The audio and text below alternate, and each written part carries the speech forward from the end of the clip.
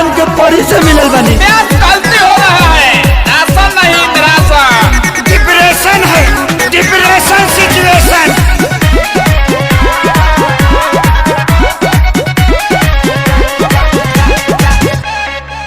रुका जाके करब कौन फारम, वो खाली बिया का हमरा खानी प्यार कह दे वाली की जाली बिया का का का का।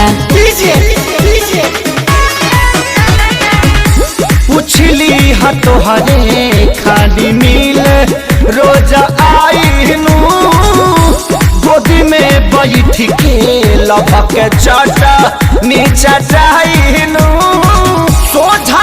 अगर तुम लोग नए हो तो सब्सक्राइब करो, वो जो लाल वाला बटन है उसके साथ सूर्य नमस्कार करो या फिर अनुलोम विलोम, मुझे नहीं पता, बस क्लिक हो जाना चाहिए। अब मैं भी जा रहा हूं।